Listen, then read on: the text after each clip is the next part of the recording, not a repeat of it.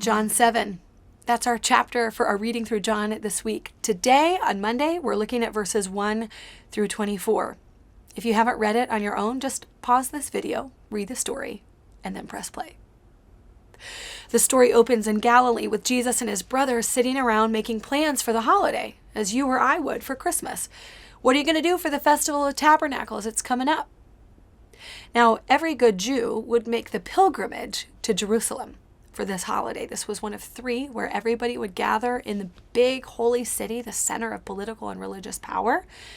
They would celebrate there for 7 days. So Jesus' brothers say to him, are you going to go? Are you going to go to Jerusalem? He says, no. They say, buddy, you should go. Do all these secret things you're doing out in public. If you want to make a name for yourself, this is your time and place. They've watched him do these miracles and these healings, and they say, this is your platform. It's your time. And Jesus says, no, my time hasn't come yet. I'm not here to build a platform for myself. I'm on my Father's business. So Jesus' brothers and his disciples go ahead, and Jesus hangs back until the third day of the festival. Sneaky Jesus creeps into the temple courts and starts teaching. He makes a scene, and the religious leaders say, who is this guy, and where did he get his teaching? He didn't go to our seminaries. He wasn't trained in our seminary by our rabbi. Where did he get this insight? And they take Jesus to task for, who are you? Where do you come from? What are you trying to do here? And I want to call our attention to one verse in particular. It's verse 18. Here's one of the things Jesus says in his defense. Anyone who chooses the will of God will find out whether my teaching comes from God or whether I speak on my own. Whoever speaks on their own does so to gain personal glory. But he who seeks the glory of the one who sent him is a man of truth. There's nothing false about him. Now, Jesus is speaking to those people in a particular time and place. But as I read this, what it speaks to me is raising this question of, whose glory am I building? Whose platform am I building?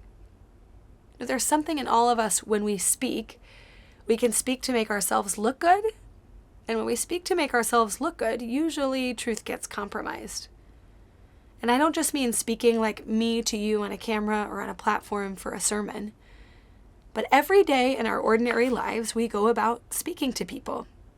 Speaking about who we are, about what we believe. We speak with words and we speak with actions. And lots of us, myself included, speak to bolster up other people's perceptions of who we are. We want people to think of us a certain way, to think we have it all together. Think about what you're sending out, what you're speaking on your Christmas card, what you're sending out or projecting in your annual report, what you're sending out or projecting on your social media, the stories you tell about yourself around the table. Jesus, although he's speaking about himself, it convicts me too when he says, if you speak on your own to gain personal glory compared to glorifying the one who sent you, we can speak to build our own reputations, but usually when we do, truth gets sacrificed. Because the truth about all of us is that not everything is picture perfect. Not everything is heroic or brave. We don't conquer all circumstances.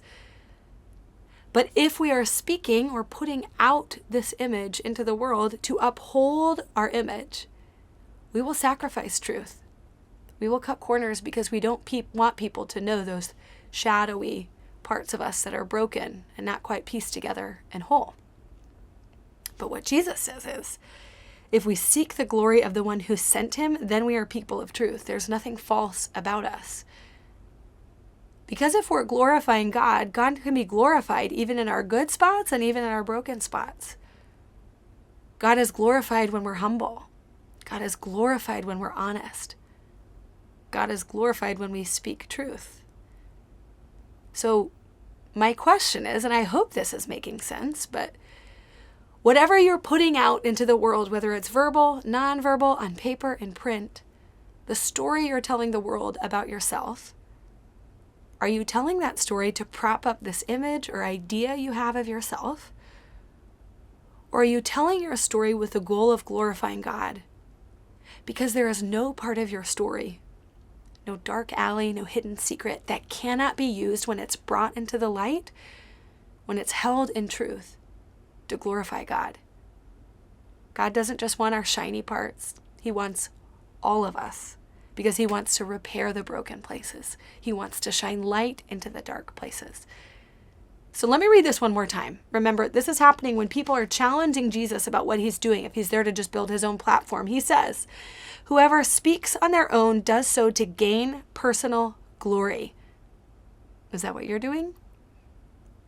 But he or she who seeks the glory of the one who sent him is a man or woman of truth. There's nothing false about him.